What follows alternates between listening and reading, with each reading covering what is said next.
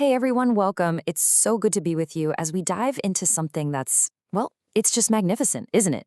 The divine plan. In this explainer, we're going to try and wrap our heads around the grand architecture of God's purpose. But more than that, we're going to get really personal about our specific role within it. So let's get started. All right, so here's our roadmap for today. We're going to start big with God's grand design and then zoom into the kingdom to come. From there, we'll talk about our source of strength, get real about the cost of our calling, and wrap up with the big one, our responsibility to share this incredible truth. You know this right here? This is the promise that anchors everything. It's the absolute guarantee that no matter how dark things look out there, a glorious dawn isn't just a wish or a hope, it's part of the plan. The whole story is heading straight for this incredible, brilliant conclusion. Okay, let's jump into section 1, God's grand design.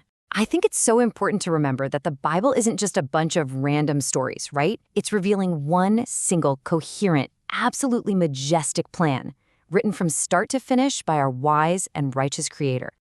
And think about the time scale here. This isn't some quick fix. God's plan has taken ages, literally ages, to unfold. And its biggest secrets, they were wisely kept hidden from people until the right time. It's been working quietly in the background, all leading up to this grand finale that we're just now, finally, getting to see clearly. And all of that incredible, centuries-long preparation, it all leads right here. Section 2, a kingdom to come. We're actually moving from those hidden ages into the culmination, the grand climax of everything that's happened before. This is the turning point, you guys. A new age is about to begin.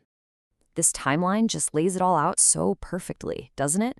You've got 6,000 years of preparation. Basically, humanity learning some really tough lessons that, believe it or not, will help them in the long run. Then, bam! Christ pays the price. And now, we're right at the dawn of the judgment age, which leads straight into the kingdom being established. Every single step just perfectly timed. So what exactly is this kingdom we're talking about? Well, it's a divine government, and it's made up of two special groups that form its two phases. But here's the best part. Its ultimate goal isn't for just a select few. No way. It's designed to bless all the families of the earth. It's a plan for universal restoration. And this is such a crucial point to get. This next stage is completely different from the first time. Christ isn't coming back in humiliation to be a sacrifice. This time, he's coming in power and great glory to judge and to rule the world in righteousness. This is it. This is when the court is seated and the real trial for eternal life begins for everyone. Okay, so after all that cosmic history spanning stuff, it all comes down to this one question. It brings it right down to you and right down to me. With all of this going on, what is your role in this divine plan? Well, that brings us to section 3, your source of strength. See, our role starts with understanding that this knowledge we're talking about, it's not just interesting facts or trivia. It is the source of our spiritual power. It's the strength God provides for every single one of us who is consecrated to Him. And this verse from Peter, wow, it's so key. Those exceeding great and precious promises he's talking about, that's the plan. That's the knowledge of God's character.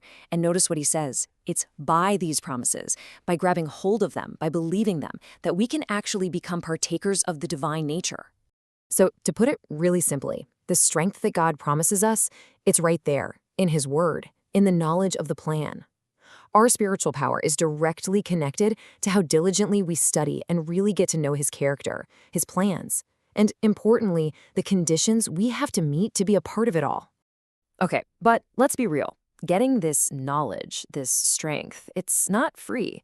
It comes at a cost. And that brings us to section 4, the cost of your calling. This is where our consecration gets tested. This is where it gets real. This really breaks it down, doesn't it? It's the choice that's in front of every single one of us.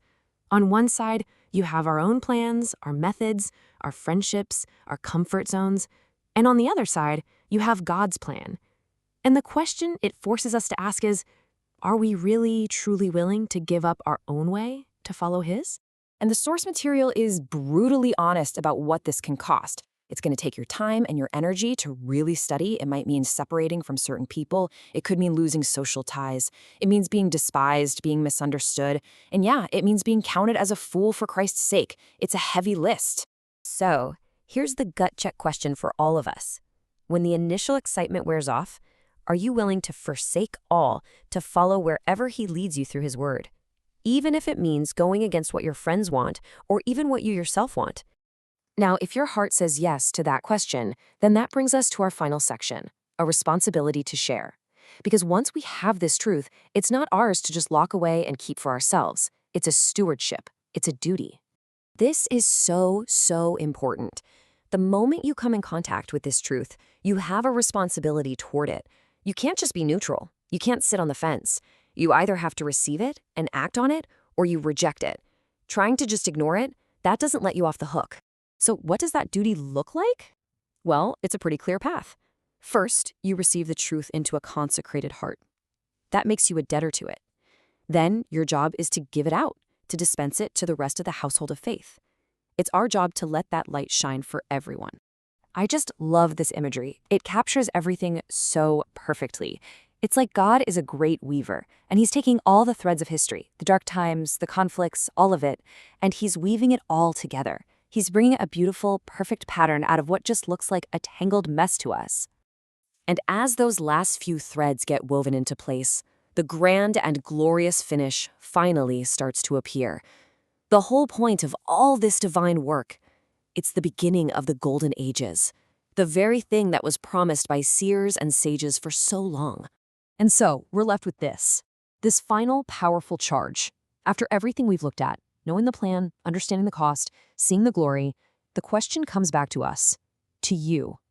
Will you lift up a standard for the people?